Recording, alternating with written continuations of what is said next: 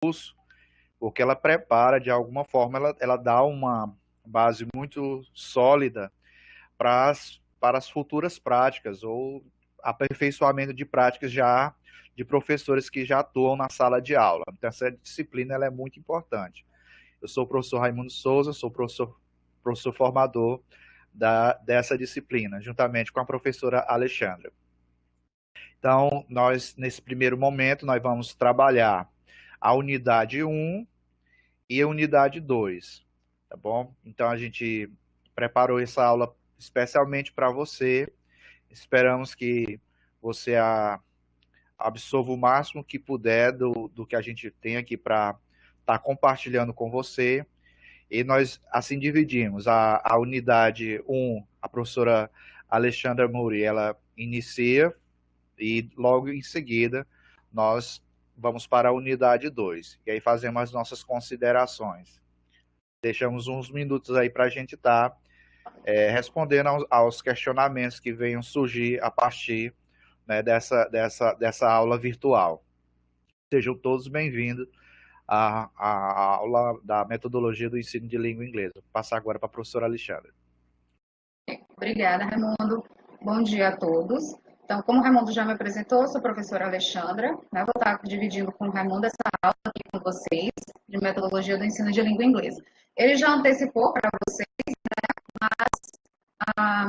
nosso foco hoje serão as duas primeiras unidades da nossa disciplina. Vocês já devem ter tido a oportunidade de dar uma olhadinha na estrutura da disciplina de metodologia.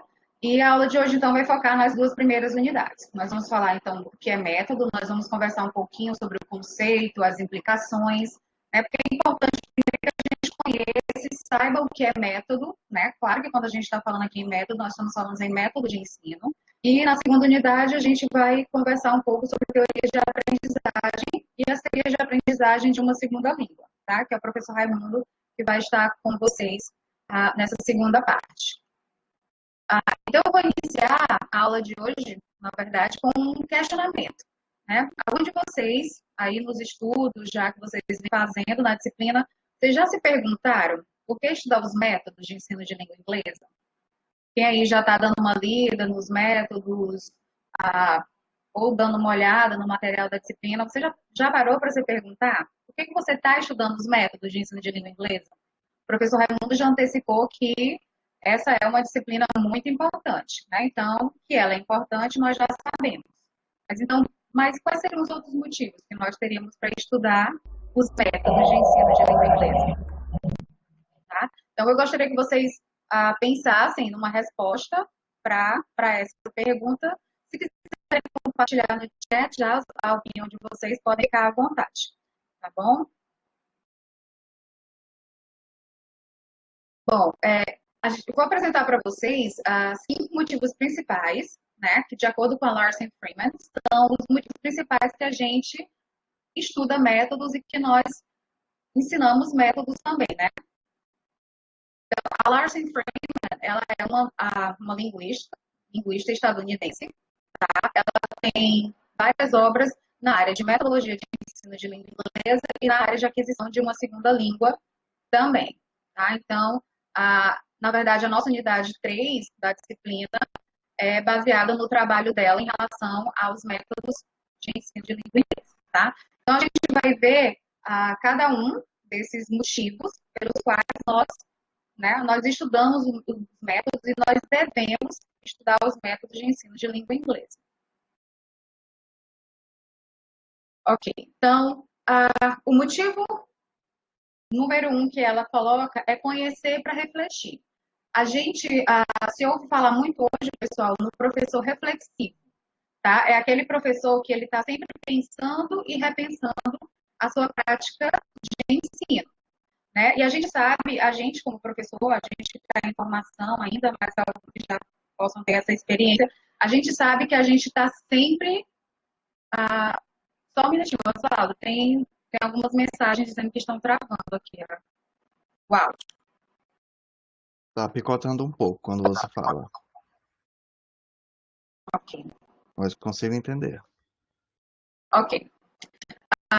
Então, nós como professores, né, em formação ou já em prática, a gente está sempre pensando e repensando, porque a aula, ela não inicia na sala de aula e ela nem termina na sala de aula, né? A gente sabe que antes a gente tem todo um planejamento, depois a gente tem uma avaliação, né? Porque a gente vai parar para pensar se aquela aula atingiu realmente os objetivos, a forma como ela foi ministrada, se ela conseguiu, né, alcançar aí as aprendizagens esperadas. Então, o primeiro motivo que a Larsen Freeman coloca é exatamente esse, é conhecer para refletir. Por quê? Porque todos nós temos uma experiência com o ensino de língua inglesa de alguma forma, nem que seja apenas como alunos, não é isso? Então, se eu perguntar aqui para vocês, ou para a Ana Cristina, ou para o Antônio, então, como é que acontece o ensino de língua inglesa, baseado na experiência que vocês tiveram como alunos, vocês vão conseguir me dar uma resposta sobre isso. Professor, o ensino da língua inglesa acontece dessa forma, tá? Então, o que a Larsen Freeman ela coloca para a gente? Que quando a gente expõe os professores, né, os métodos, e pedimos que eles reflitam sobre esses métodos e se envolvam com as técnicas que cada método utiliza, então a gente está ajudando esses professores a se tornarem mais claros sobre o porquê de fazerem o que fazem. Tá? Então, quando a gente conhece os métodos de ensino, então eu consigo responder a alguém que chega na minha aula e pergunta, mas por que essa atividade? Né? Por que você colocou, você iniciou o conteúdo dessa forma? Por que você usou um warm-up no início da sua aula? Então, quando a gente conhece os métodos, a gente tem mais embasamento para a gente, né, explicar o porquê a gente utiliza determinada forma de ensinar ou não, tá? Alguns autores, pessoal, vão até mais longe, né, colocando que esse professor, né, que se torna reflexivo, ele vai aí mudar a sociedade em que ele vive, né? Então, se a gente, como professor reflexivo, já conseguir, né, mudar pelo menos a realidade das nossas salas de aula, já é um bom começo. Então, nós vamos ao motivo número 2. Esses motivos, pessoal, estão interligados, tá? Eles não se excluem, eles estão interligados entre eles. Então, um, às vezes, está bem conectado com o outro. O segundo motivo que ela aponta para a gente estudar os métodos é para a gente saber onde nós estamos, tá? Porque quando nós sabemos onde nós estamos como professores, nós podemos optar por ensinar de maneira diferente da maneira como a gente foi ensinado. Acredito que se eu perguntar aqui para vocês, a maioria vai dizer que aprendeu de uma forma bem tradicional, não é isso? Então, conhecer esses métodos de ensino vai fazer com que a gente tenha opções, né? Isso não significa que um professor vai mudar, né, a sua prática pedagógica, mas conhecendo os métodos, a gente vai ter conhecimento para, sim, mudar caso a gente queira, tá? Então, a gente vai descobrir quais são os métodos que a gente mais se identifica, quais são os métodos que a gente se aproxima mais, quais são as técnicas que a gente se sente mais confortável para trabalhar com os nossos alunos. Então, esse é o segundo motivo, tá? É saber onde nós estamos e poder mudar a nossa prática pedagógica, tá? Inclusive, há pesquisas que falam, né, apontam exatamente isso. A gente tende a ensinar, né, isso da maneira que a gente aprendeu, tanto em relação ao nosso estilo de aprendizagem, como as nossas experiências que nós já tivemos em sala de aula. Então, conhecemos os métodos, podemos mudar, então, essa realidade.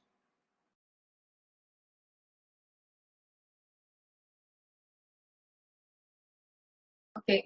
Antes de a gente prosseguir, eu estou vendo aqui no chat que ainda continuam a questão do áudio, né, Oswaldo? Talvez. Sim, é a conexão sua. Tá. Um pouco instável. Ok.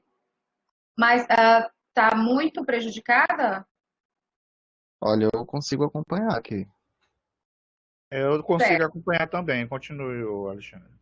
Ok. Então a gente vai lá para o terceiro, tá? O terceiro motivo pelo qual nós estudamos métodos, tá?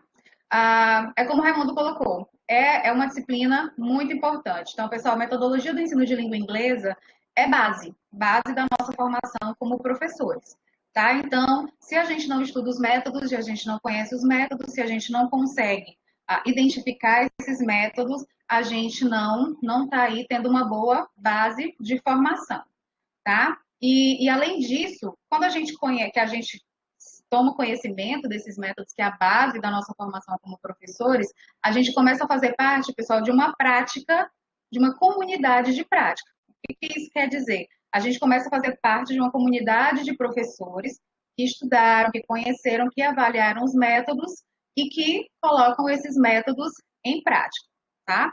E quando a gente faz parte de uma comunidade de prática, ou seja, de uma comunidade de professores, então a gente não trabalha mais de forma isolada na nossa prática, né? A gente está sempre em contato com outras práticas e com outras opiniões.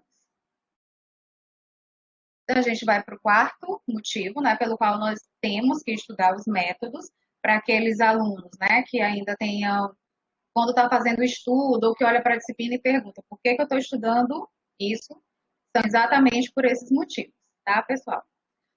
O quarto motivo, tá, ela aponta que quando a gente faz parte de uma comunidade profissional, a gente pode encontrar nossas próprias concepções de ensino e de aprendizagem. Né? A gente vai adquirindo esses conhecimentos. Então, para mim, o ensino é isso e a aprendizagem ocorre dessa maneira. Tá, pessoal? Então, quando a gente interage com outros professores, com outros profissionais da nossa área, a gente se mantém vivo. Né? Inclusive, as pesquisas apontam exatamente isso, que você se manter atualizado, você, né, ter uma formação continuada na sua área, como nós como professores, por exemplo, a gente se mantém vivo e a gente evita aí, né, até mesmo a síndrome de burnout, por exemplo, né, que afeta muito muitos professores. O último motivo que ela aponta, conhecer os métodos expande o nosso repertório de técnicas, ou seja, daquelas atividades, daquela maneira que a gente vai colocar em prática aquela aula, tá? Então, se eu conheço o método gramática e tradução, eu conheço o método audiolingual, eu sei como se trabalha no método, se eu estiver usando a Sugestopedia, por exemplo, eu sei que técnicas são utilizadas se o método é o Tour Physical Response, por exemplo, certo? Então, se eu conheço, eu vou ter com certeza um leque maior de opções.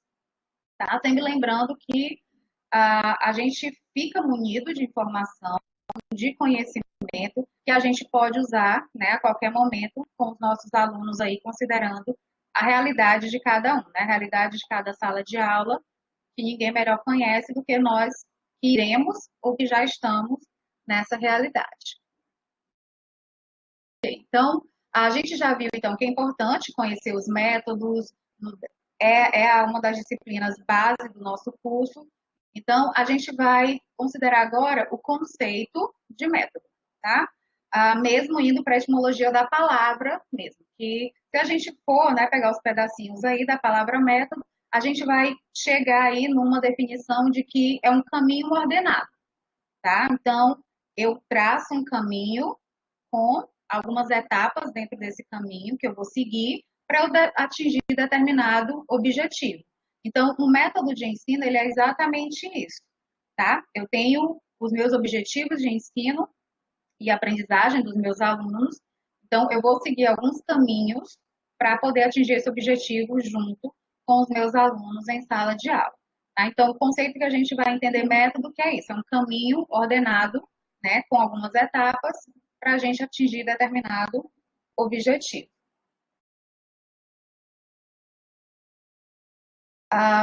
Então, quando foi que surgiram os métodos? Né? A gente pode, às vezes, perguntar, né, surgiu desde quando surgiu a necessidade, né, o contato de pessoas de diferentes línguas. Então, desde esse contato, começou a se surgir a necessidade de métodos de ensino, tá? De línguas estrangeiras. A gente vê que alguns autores aqui, eles colocam, né, que foi na segunda metade do século XX, que começou, ele coloca até como obsessão, né, por métodos de ensino de línguas estrangeiras. Ou seja, estava se procurando que métodos poderiam ser utilizados, que métodos seriam mais eficazes para o ensino de uma língua estrangeira, tá? Então, esses mesmos autores e alguns outros colocam que foi nesse período, né, que foram surgindo alguns métodos, outros também foram surgindo, né, consequentemente, e os anteriores foram sendo modificados, aperfeiçoados, né? Quando a gente chegar na unidade 3, que a gente for estudar esses métodos mais profundamente, a gente vai ver que, na verdade, todos eles, de alguma forma, ainda estão presentes, né, na prática dos professores atualmente. Alguns com uma nomenclatura diferente, outros com algumas técnicas trabalhadas de forma diferente, mas a gente vai ver que ainda eles perduram, tá? Ou sendo utilizada uma técnica ou outra desses métodos.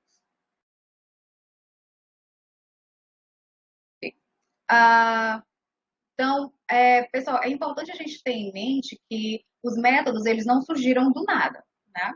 Surgiu a necessidade de haver esse ensino de uma língua estrangeira, se a gente for pensar, por exemplo, lá no comecinho com o latim, né, isso, mas os métodos, eles não nasceram do nada. Eles estavam sempre baseados em alguma área do conhecimento, tá? Como a linguística, né, que é uma disciplina que vocês estão tendo agora também. Por isso que é muito importante a gente, né, focar nessa disciplina também, porque é a ciência, né, que vai estudar a nossa área. A psicologia, né, principalmente a psicologia da educação, vocês vão ver isso um pouquinho mais aprofundado com o Raimundo na unidade 2, quando a gente for falar sobre as teorias de aprendizagem também. Mas também da sociologia, da sociolinguística. Então, é importante a gente ter em mente que os métodos não vieram do nada, né? Eles sempre estão baseados aí em alguma abordagem, em alguma teoria, tá bom?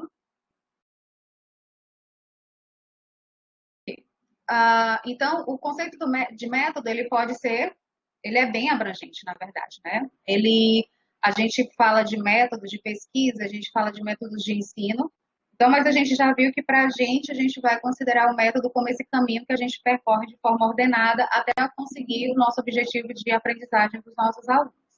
Então, a gente vai focar agora em dois conceitos, né, que foram amplamente divulgados, né, em dissertações, teses, que foram os conceitos de método de ensino que foram elaborados pelo Anthony e por Richards e Rogers, ok? Então, a gente vai focar, é importante a gente prestar atenção nesses dois conceitos, porque na atividade de vocês, na atividade 1, é pedido que vocês né, façam a diferenciação, que vocês comparem os dois conceitos aí desses autores.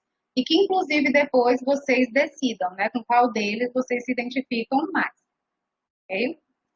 Então, a gente vai começar com Anthony, tá? Essa imagem, ela está disponível para vocês também no material da disciplina. Então, Anthony começou a estudar os métodos de ensino e ele colocou, então, o método em um lugar, tá? Ele colocou aí dentro de uma hierarquia. Como vocês conseguem ver aí na imagem, o método ele ficou aí entre a abordagem e técnica, tá? Pessoal, para quem está entrando agora, ok? Desativar o som do microfone, por favor. Então, ele coloca o método, então, como vindo de uma abordagem, né? Se é hierárquico, então eu preciso ter uma abordagem, né? Que seriam as teorias, exatamente aquelas que a gente viu agora há pouco, que são advindas da psicologia da educação, da sociolinguística, da linguística, da sociologia, né, da psicologia geral. Então, eu teria essa abordagem, e dentro dessa abordagem, a partir dessa abordagem, eu pensaria em um método, tá? Um método de ensino para os meus alunos. Como, por exemplo, se a abordagem, né, a teoria que fala do comportamentalismo, por exemplo, que a gente também vai dar uma olhada daqui a pouco. Então, dentro do comportamentalismo, eu vou pensar, acredita-se que as pessoas aprendem, né, elas aprendem pela repetição, né, vendo, observando, tudo aquilo que é observável durante a aprendizagem. Então, partindo disso, o meu método, então, ele vai querer criar hábitos no meu aluno. Tá? Eu criei o hábito da repetição, por exemplo. Tá bom? E dentro esses métodos seriam colocados em prática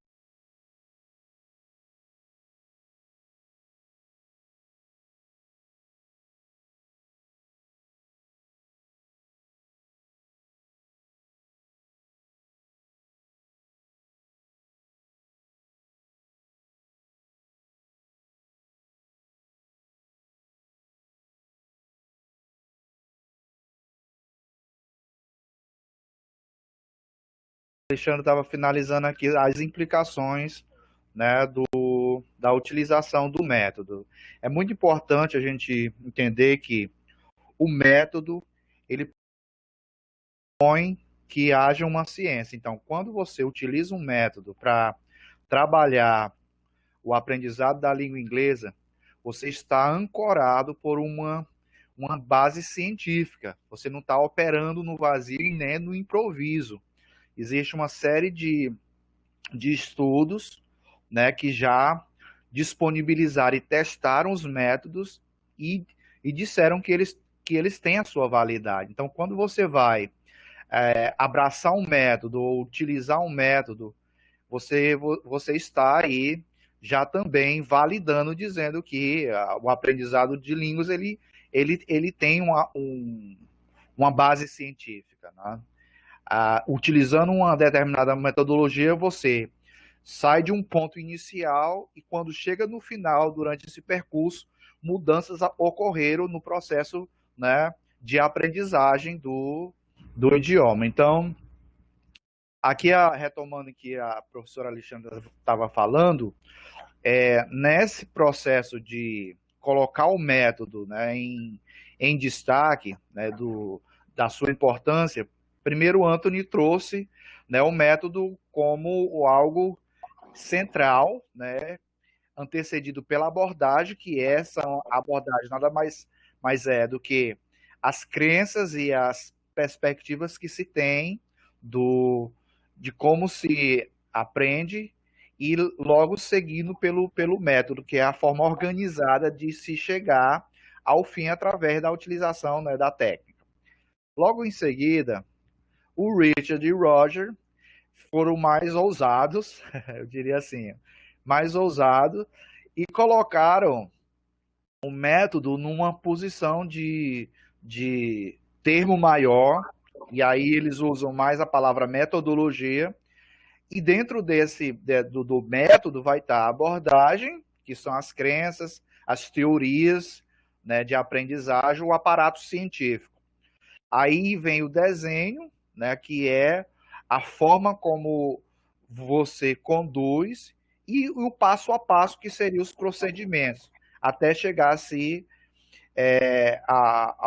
ao que se deseja.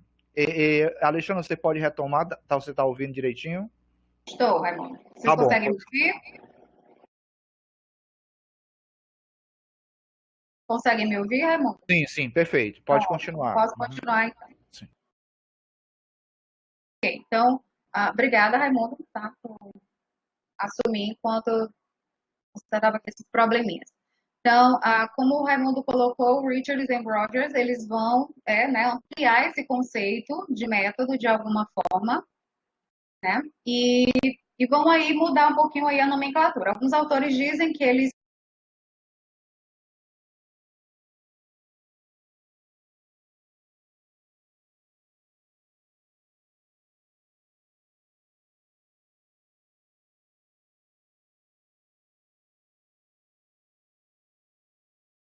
tarefa, né? Quais são as tarefas que nós utilizaremos para colocar em prática, né, esses métodos.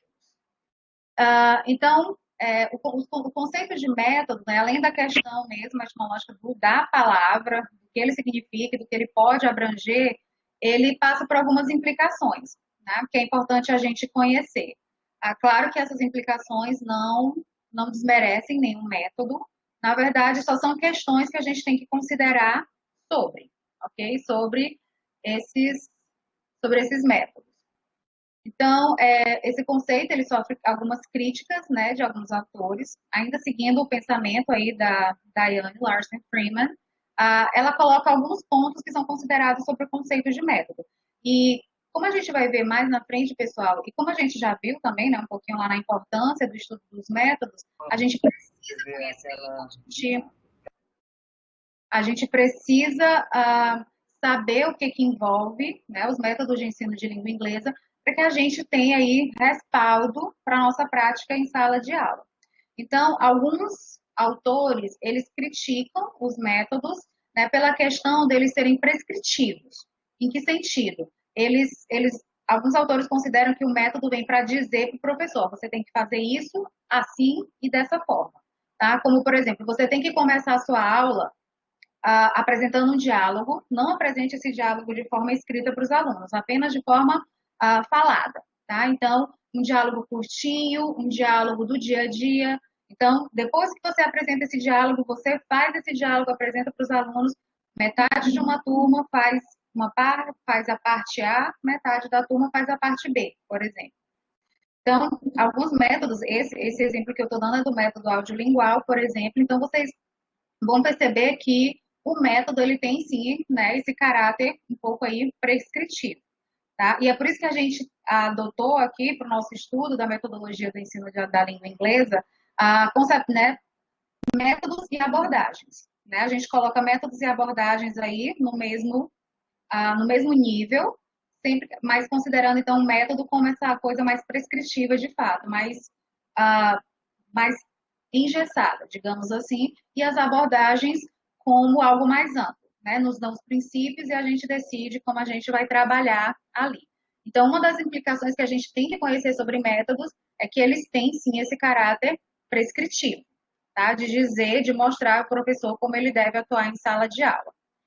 Alguns colocam a questão da descontextualização dos métodos, tá? Ou seja, alguma escola ou algum plano, né, algum sistema de ensino vai pedir que seja adotado determinado método sem considerar a realidade, sem considerar a realidade dos nossos alunos. Porque no final, pessoal, é a nossa sala de aula, a gente vai decidir, conhecendo esses métodos, as técnicas, tudo que a gente pode utilizar, mas depois as nossas escolhas elas vão ter que ser baseadas na nossa realidade, né? Na realidade dos nossos alunos, na realidade das nossas salas de aula. Então, alguns autores, né, por essa questão, colocam que os métodos podem estar aí descontextualizados, tá?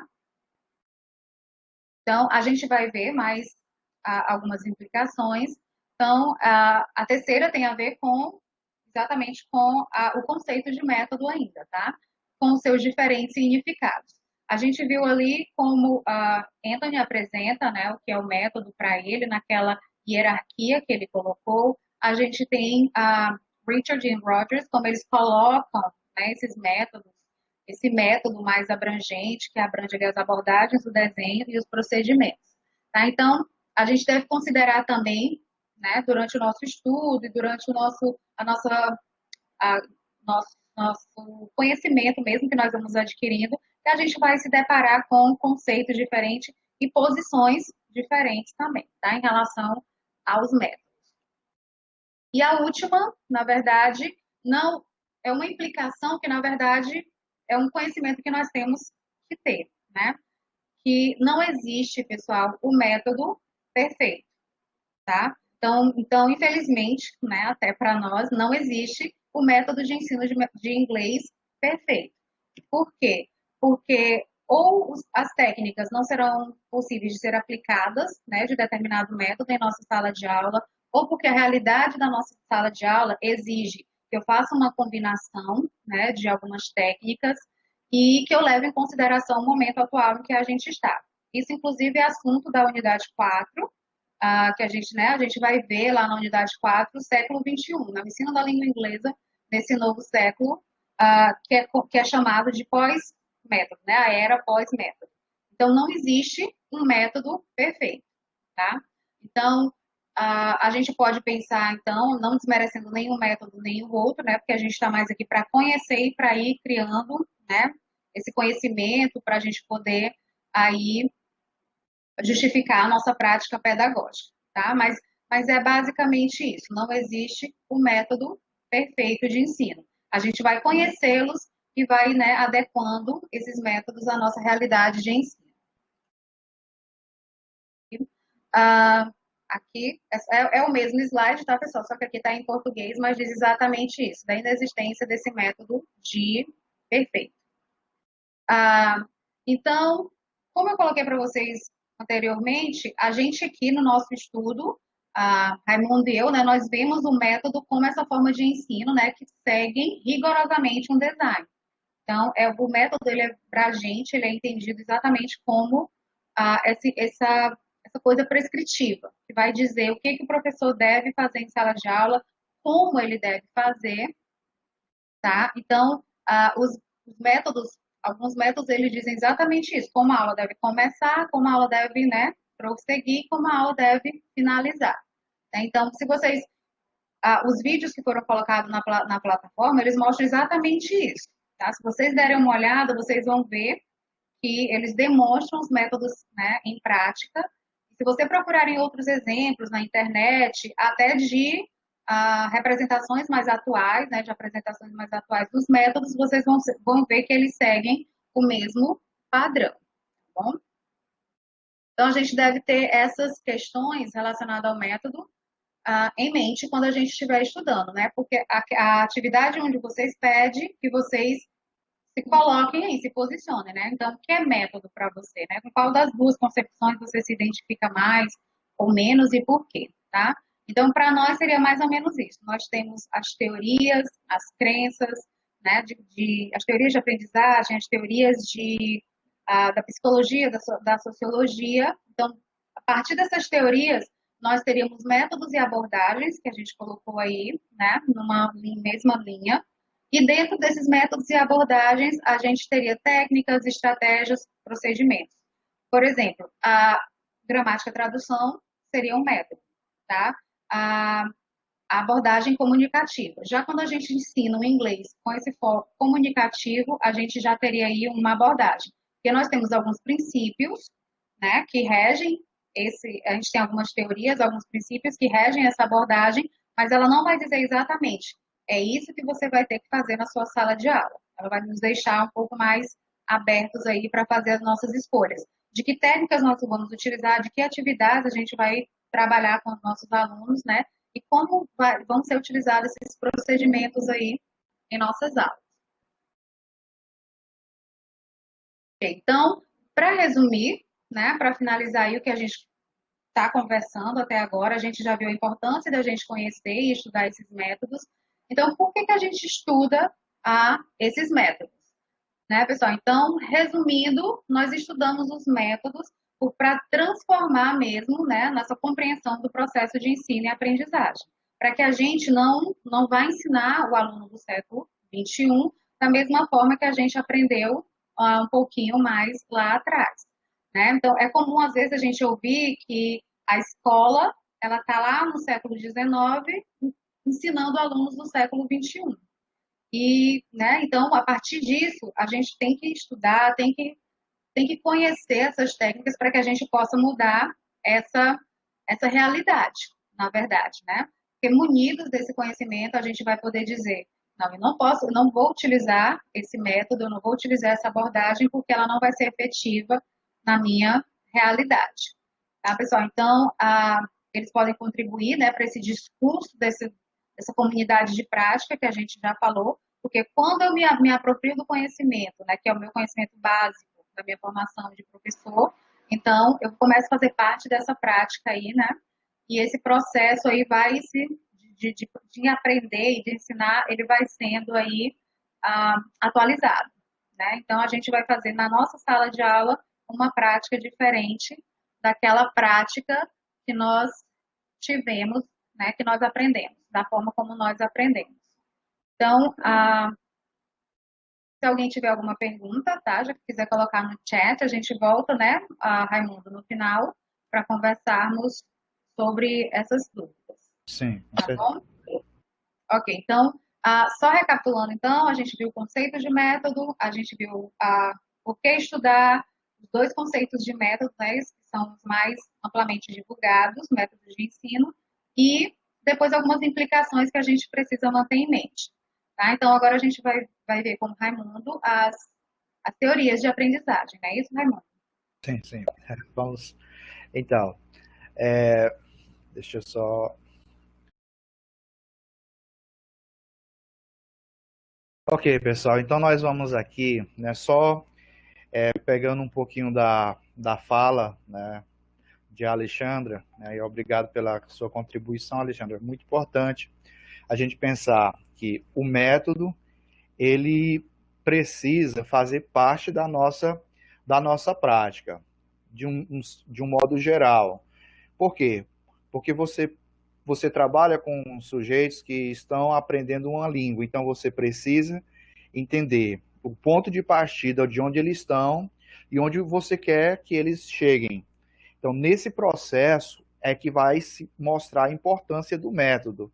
Então, o método vai ser importante para você, através do método, entender esse processo e trabalhar na construção da melhoria da aprendizagem, por exemplo, do idioma.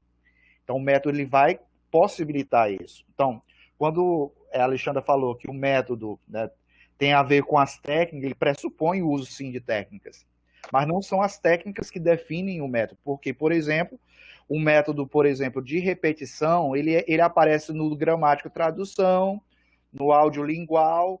Então, não são as técnicas que vão definir o método, mas é um conjunto de outros elementos, juntamente com as técnicas, que vão dizer aquele método que você está utilizando. Né? Só para a gente exemplificar, você utiliza a repetição, porém, quando você a forma como você organiza e pensa a forma do seu aluno aprender, a sua maneira de pensar a aprendizagem, que são as suas crenças, é que podem levar a definir, por exemplo, o que seria esse método. Né? Um outro aspecto importante da questão do método é a prescrição. E quando a gente pensa em prescrição, a gente lembra nessa questão da ideia do remédio, né? Que é a receita.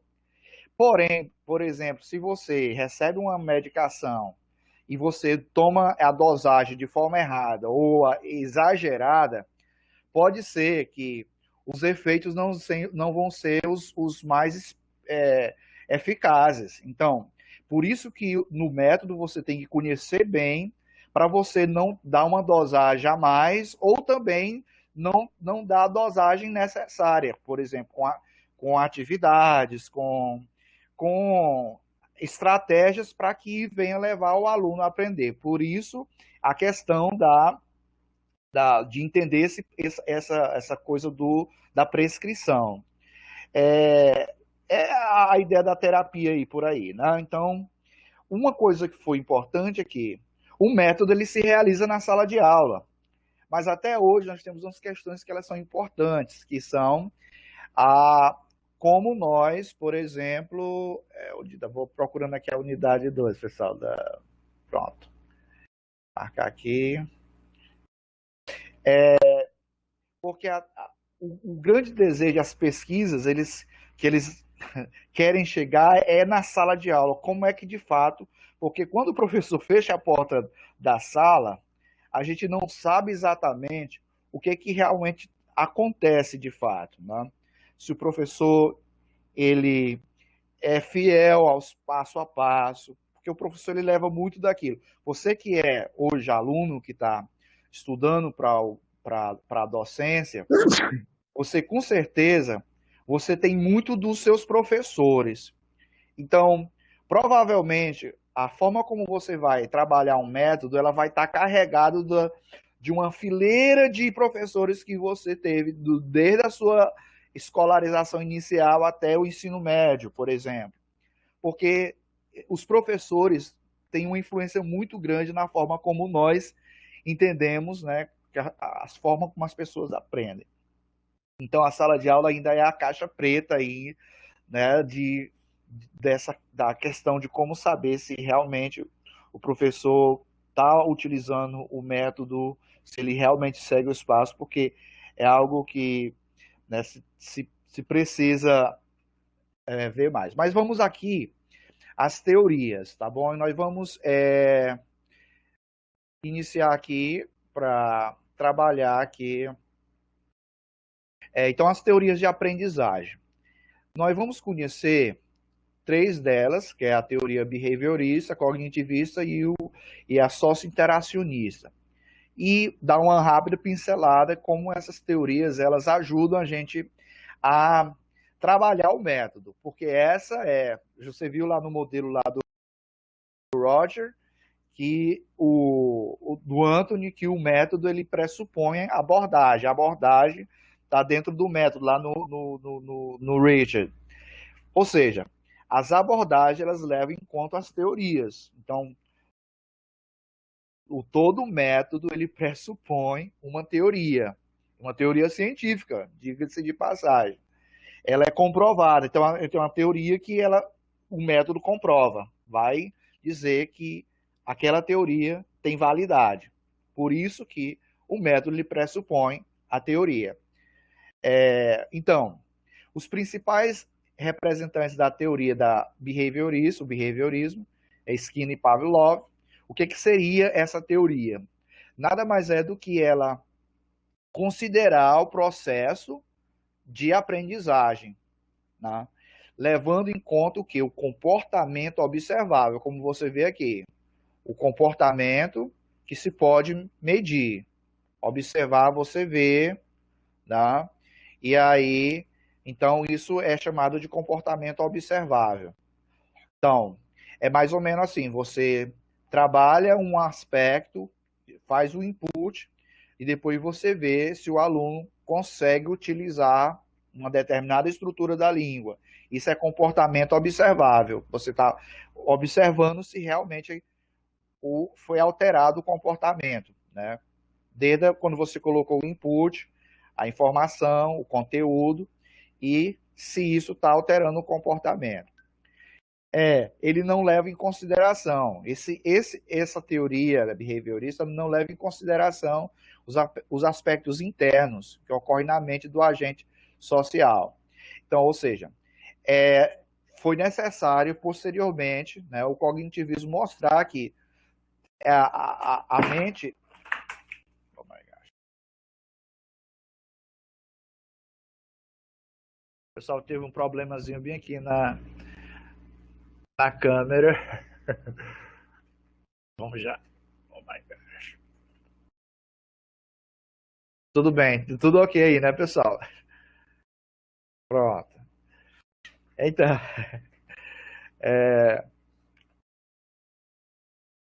pronto. Desculpa aí, pessoal, tive um probleminha aqui na webcam, né? Então, como é que você sabe, por exemplo, que um professor ele tem um conhecimento, eu digo, empírico do behaviorismo, do comportamentalismo, tá? Por exemplo, eu trouxe aqui alguns exemplos para você entender como é que o professor, ele, de alguma forma, ele coloca na sua prática o comportamentalismo, a teoria, né? Por exemplo, estudantes necessitam de notas, estrelas douradas e outros incentivos para aprender e cumprir as tarefas escolares, tá? Então, isso é um exemplo aí do behaviorismo, né? Do estímulo e resposta, lá de Skinner. Estudantes deveriam receber notas de acordo com padrões uniformes de resultados alcançados e que o professor estabeleceu para a classe. O currículo deve ser organizado por temas que são cuidadosamente organizados em sequência. Então, para você ver como, se você vê um método e o professor pensando dessa maneira, tem a teoria behaviorista aí, tá bom? Então, os professores que aceitam, eu coloquei isso daqui, você não tem no slide original, mas os professores que aceitam a perspectiva comportamentalista ou behaviorista, eles assumem que o comportamento dos estudantes é uma resposta ao seu ambiente passado e presente, que todo comportamento é aprendido. Em decorrência disso, qualquer comportamento pode ser analisado em termos de seu histórico de reforço. Uma vez que a aprendizagem é uma forma de modificação do comportamento, a responsabilidade do professor é construir um ambiente que o comportamento correto do estudante seja reforçado. Então, basicamente, eu diria aqui que isso é a essência do que é o behaviorismo. Então, qual é a contribuição dessa teoria para a educação, né? Então, o behaviorismo via na educação é uma ótima maneira de analisar a modificação do comportamento humano. Porque você, de alguma maneira, vai estar observando se houve alteração do ponto inicial aonde ele está agora. Então, segundo o Watson, ao alterar determinadas variáveis do ensino, maneira de transmitir o conteúdo, as diferentes formas de estudar, por exemplo, seria possível haver incrementos na aprendizagem das crianças. Então, behaviorismo aí. Então, e Skinner aprofundou essas questões, né, quando ele ligou isso à educação através do estímulo e resposta. Então, essa basicamente é a essência do behaviorismo. Independente da corrente seguida, o behaviorismo se dedicou a estudar o nosso comportamento. Isso nos ajuda a compreender um pouco mais sobre nós mesmos. Ao conhecer como se dão as nossas atitudes, podemos, por exemplo, medir melhor as nossas decisões de forma a usá-las em benefício próprio.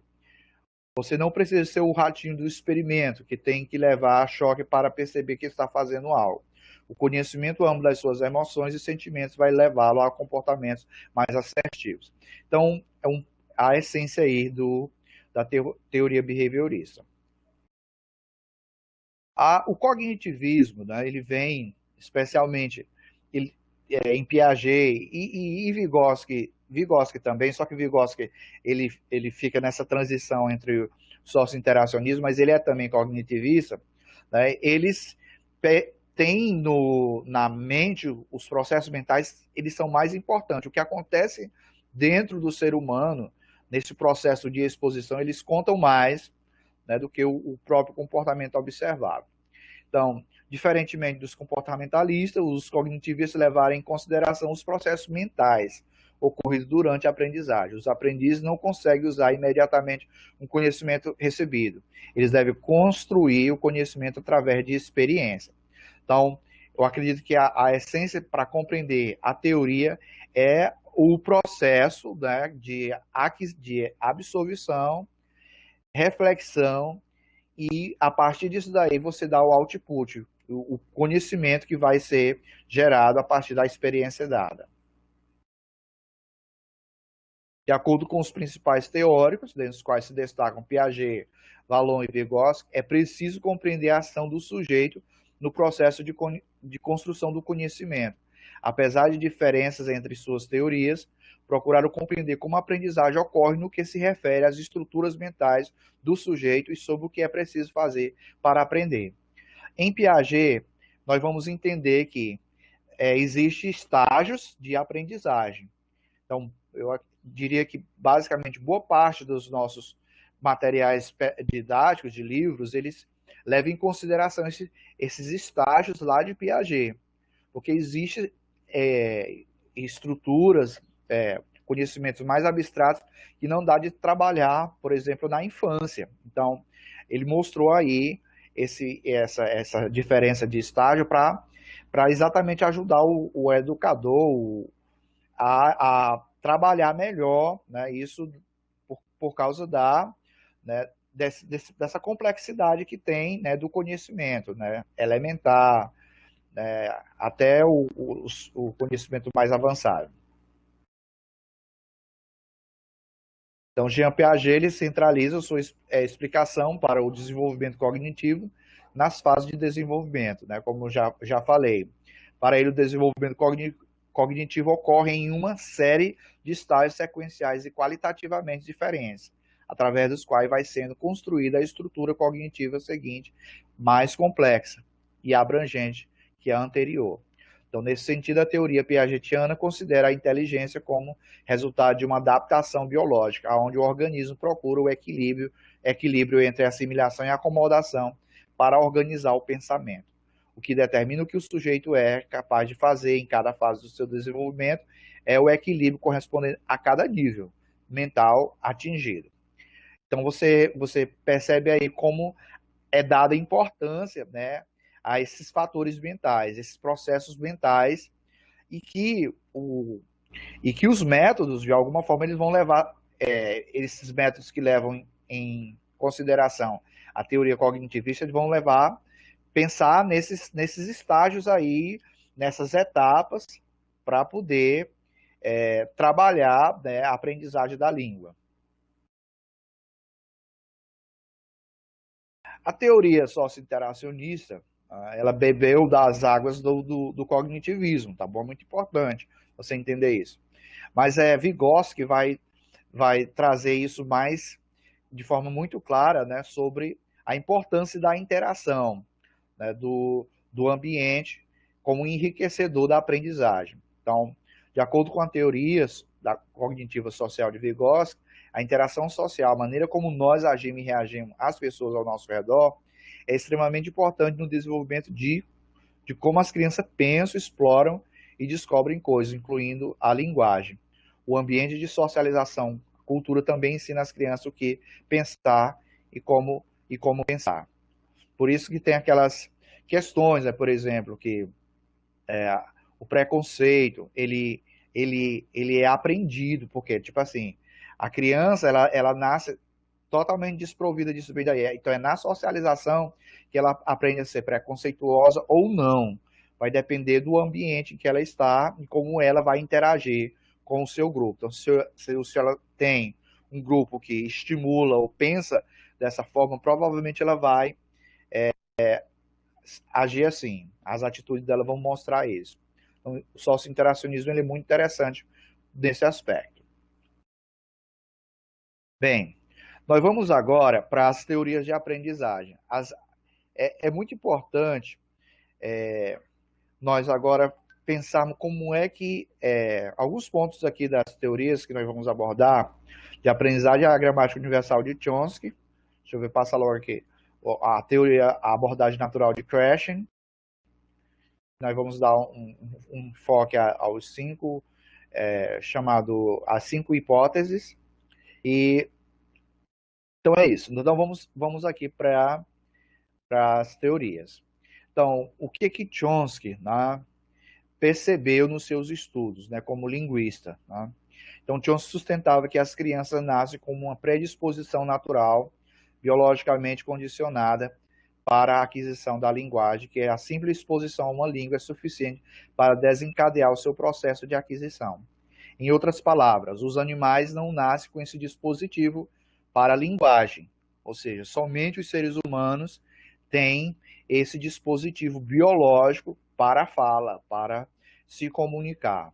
Então, é isso que ele vem chamar de a gramática universal, e que nesse processo de aquisição da linguagem, há também certos aspectos do idioma, da língua, que se aprende em primeiro lugar, logo depois vem outros aspectos. Então, tudo isso daí tem a ver com a gramática universal de Chomsky. Para ele, todo indivíduo é dotado de um mecanismo de aquisição da linguagem que permite a aprendizagem de línguas, ou seja, os seres humanos eles conseguem aprender outros idiomas, falar outros idiomas. Inclusive, Crash depois vai mostrar que elas podem se tornar tão naturais quanto a aprendizagem da língua materna, que é algo interessante. É possível, sim, é possível você ter duas línguas como se fosse suas línguas naturais, né? Não apenas segunda língua, mas até como a sua própria língua natural, língua materna. Crash, então, vai falar sobre a abordagem natural. Então, a teoria dele de aprendizagem de segunda língua, ela consiste em 5 hipóteses. Então, para Crash, ele entendeu que para que houvesse a aprendizagem, a aquisição da língua, e é ele que vai fazer na literatura essa diferença entre a aprendizagem de um idioma e a aquisição de um idioma. Até então, existia isso na literatura, mas não da forma como ele colocou isso bem prontamente definido. Para ele, assim, aprendizagem é o processo consciente que você tem da língua, a forma como ela se estrutura, se organiza. Você tem consciência desse processo. E a aquisição, ela não tem nada a ver com essa... Ele é um processo inconsciente. Você recebe o input e você faz a performance desse input sem ter que explicar como é que isso acontece, como é que a estrutura se organizou.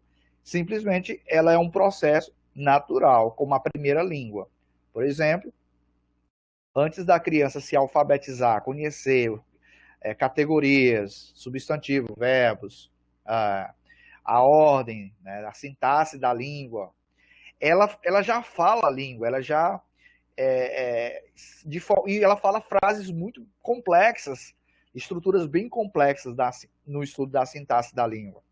Mas ela faz isso e ela não explica isso. Ela vai passar por um processo de entender como é que é isso. Então é isso que ele chama de aquisição, é esse processo não consciente. Você usa a língua, tem a performance da língua, mas você não precisa explicar, ou você nem sabe explicar. Você sabe que sabe a língua e pronto. Eu lembro de uma professora que acompanhou, ela me contou isso como depoimento.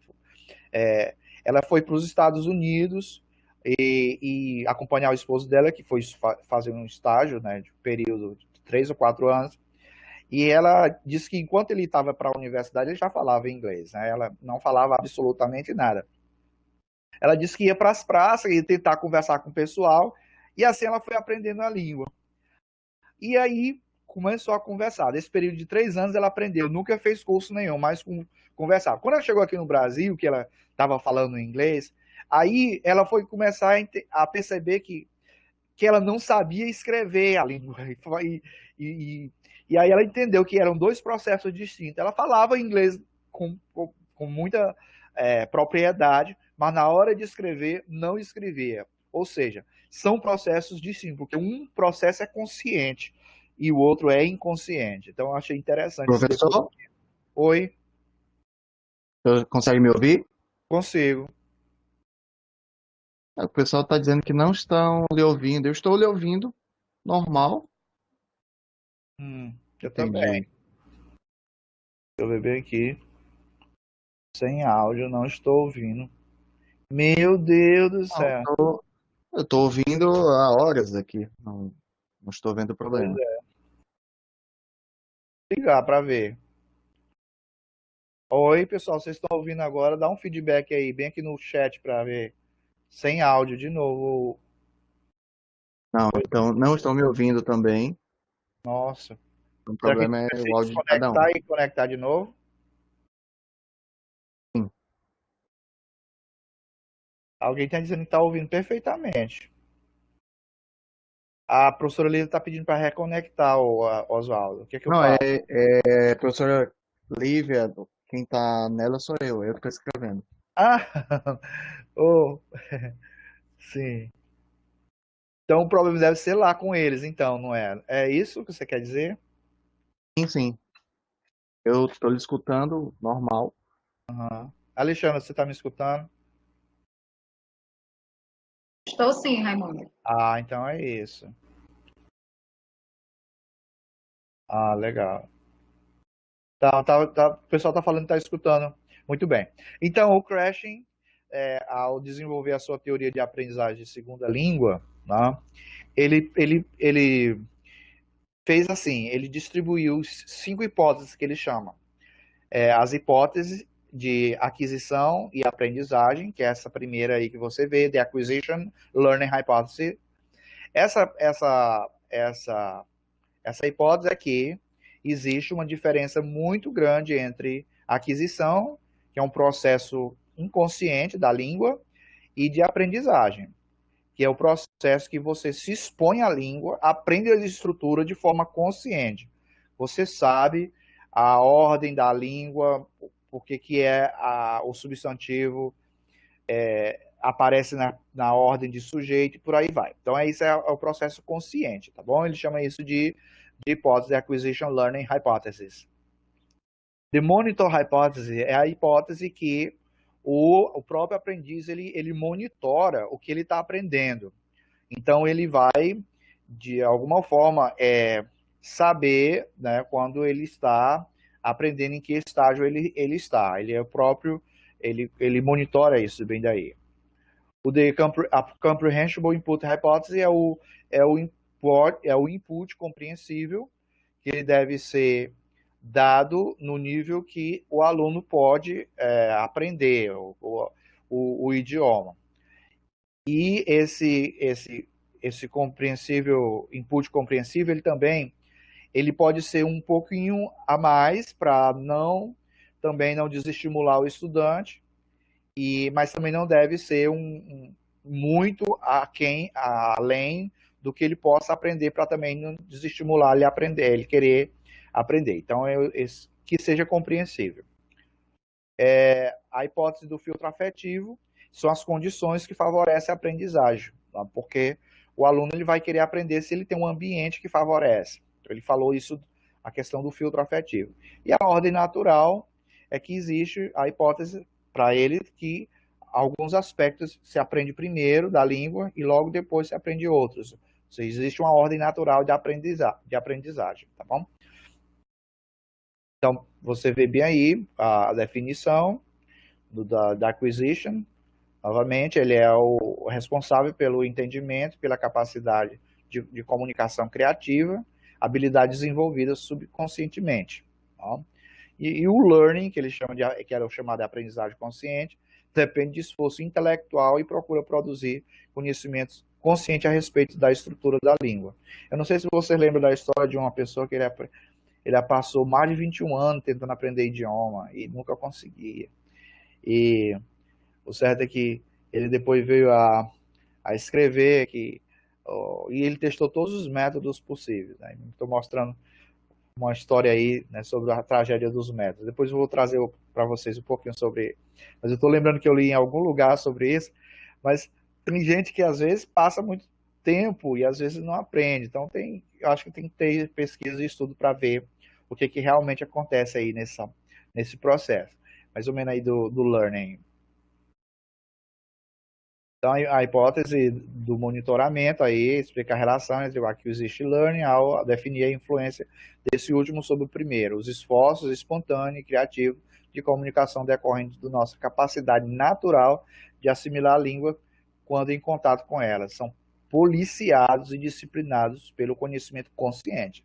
Ou seja, você controla, você tem a consciência do que você está aprendendo aí. Tá?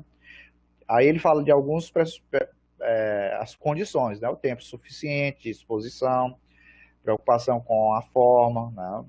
E também o conhecimento das regras. Então, basicamente, aí é o que seria o desenho da hipótese do monitoramento.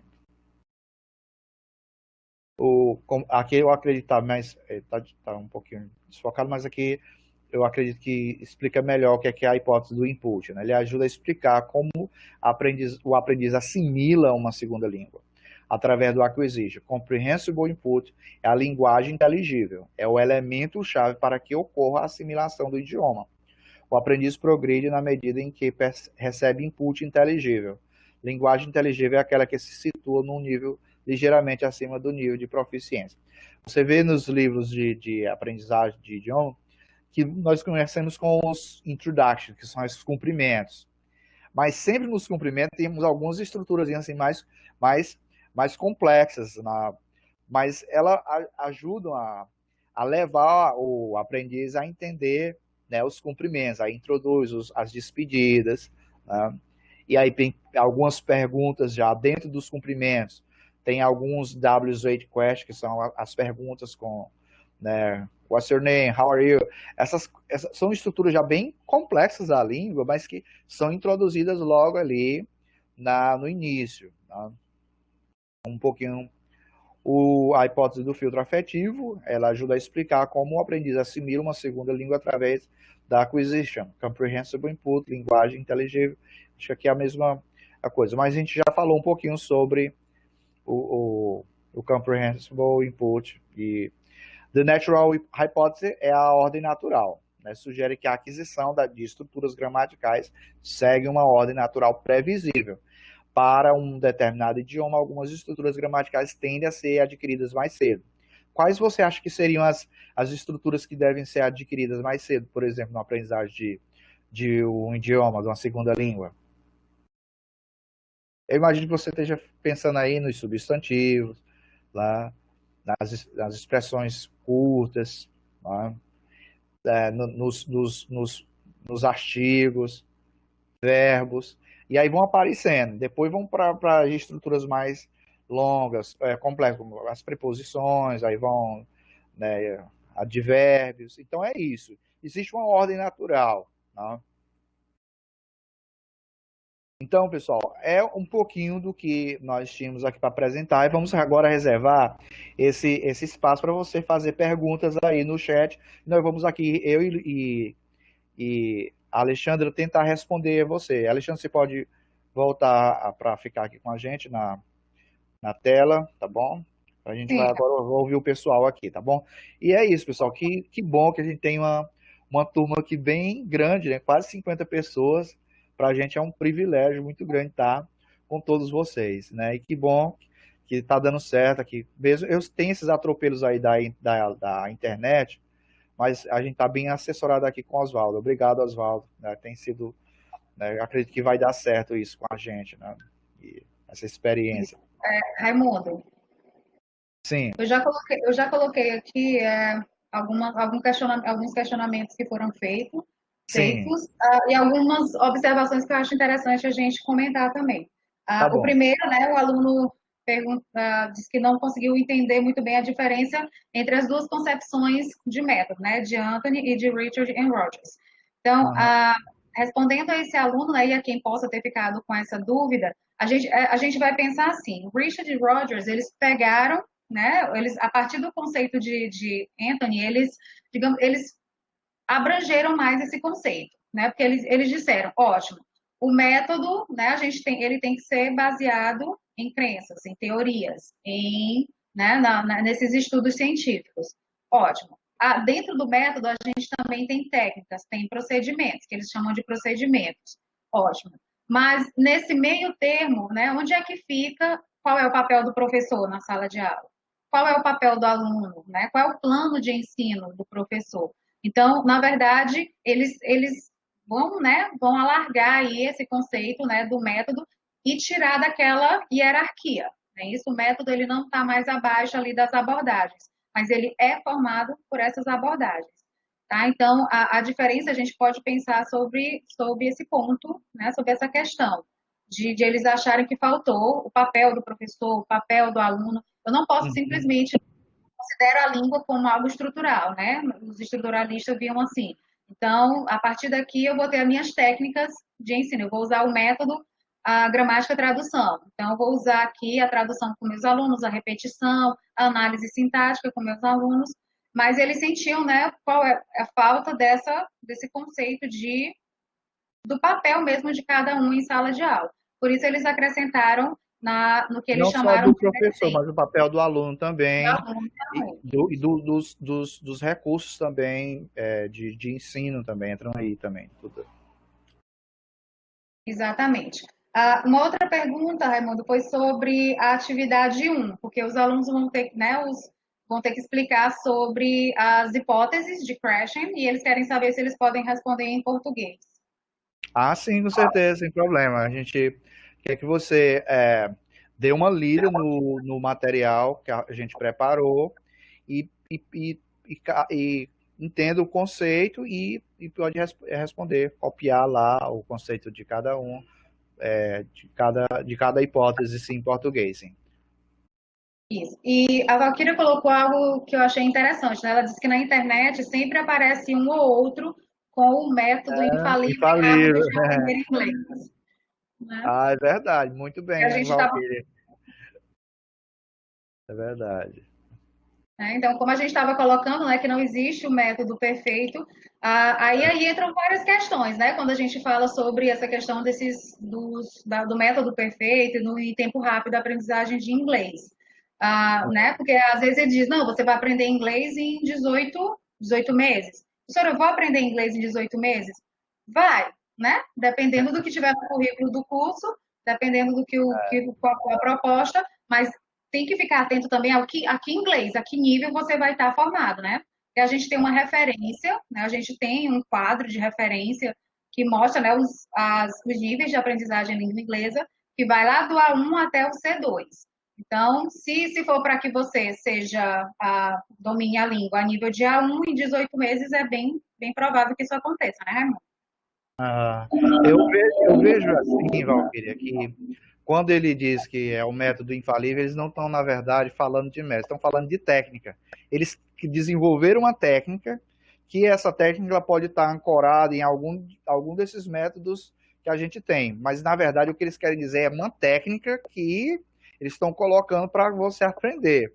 Eu não vejo assim como se fosse um método, porque um método ele é muito mais abrangente, você viu aí. Mas eu acho que esses de internet assim, é uma técnica que eles acreditam que possa facilitar, é o que eu penso, né? O Nilson colocou bem aqui, o aluno aprende primeiro o presente simples dos verbos, por exemplo.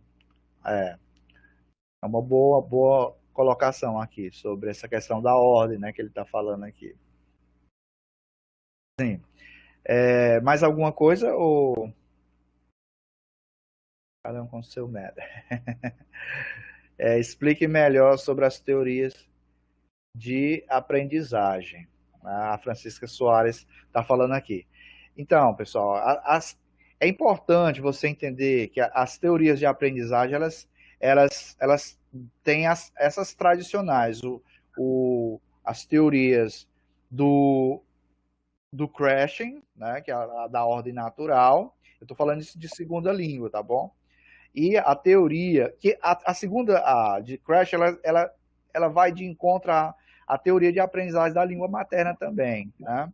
E essa também, da teoria de Chomsky, aí, né, da gramática universal, elas são as duas que eu diria que elas ancoram aí, né, os métodos aí também de aprendizagem. Pessoal, nós temos uma nova sessão aí, ver se tem mais alguma coisa, eles estudam vários métodos, Raimundo, e criam sua técnica. Beleza, Valquíria. Eu entendi aí. Viu? Então, eles estudam vários métodos e criam a sua técnica. É isso. Isso, Raimundo. Oi. Tem uma pergunta sobre o Fórum 1. Tá pedindo para que explique um pouquinho, tá? Então, assim, pessoal, o Fórum 1 ele só vai poder ser realizado quando vocês tiverem feito o estudo, né? Até pelo menos a unidade 3, que é quando vocês vão assistir os vídeos sobre os métodos de ensino, vão ver os métodos sendo colocados em prática, e vão ler, né, sobre esses métodos. Então, você só vai conseguir participar do fórum porque você vai ter que se posicionar, você vai ter que dizer, de acordo com as suas leituras, né, com o estudo que você fez, quais desses métodos eles visavam a competência comunicativa dos alunos, né? Porque a gente tem a competência linguística e a competência comunicativa. A competência linguística ela está mais relacionada com a questão estrutural da língua mesmo, né? Eu sei o que eu sei como utilizar verbos no passado, eu sei utilizar no futuro, né? E a competência comunicativa tem a ver com a minha capacidade de utilizar isso no meu dia a dia, na minha fala com outros, tá? Então, o Fórum 1, ele requer, na verdade, que vocês vejam os vídeos e que vocês leiam sobre os métodos, tá? Antes de responder, porque você vai ter que ter esse conhecimento para se posicionar aí em relação a eles, tá bom? O professor Nilton colocou uma coisa aqui interessante, a gente vai finalizar aqui com isso aqui, porque a gente não tem mais tempo, pessoal. Por exemplo, ele botou assim, cada método de abordagem técnica funciona de acordo com o tipo de inteligência do aluno. Eu acho que esse ponto aí, Nilson, foi muito importante. Por quê? Porque eu acho que o que foi separando o método de abordagem, isso a gente vai ver isso na literatura, é porque os métodos eles estão centrados no professor e geralmente o aluno ele não tem um papel muito ativo nesse processo. E as abordagens, elas colocam o aluno no centro dos interesses da aprendizagem. O aluno, então, existem as abordagens elas geralmente colocam o aluno no centro e o professor como facilitador desse processo. E os métodos tradicionais, como gramática, tradução, o audiolingual, ele é muito controlador e coloca o professor em destaque e o aluno apenas respondendo. E eu acho que, e dentro do método e das abordagens, as técnicas existem aí para, né, nesse meio termo aí. Mas muito bom a sua observação aí. Pessoal, nós precisamos fechar aqui. Queríamos agradecer a todos. Obrigado pela contribuição, pela participação. E aí um grupo de WhatsApp serve para mediar também.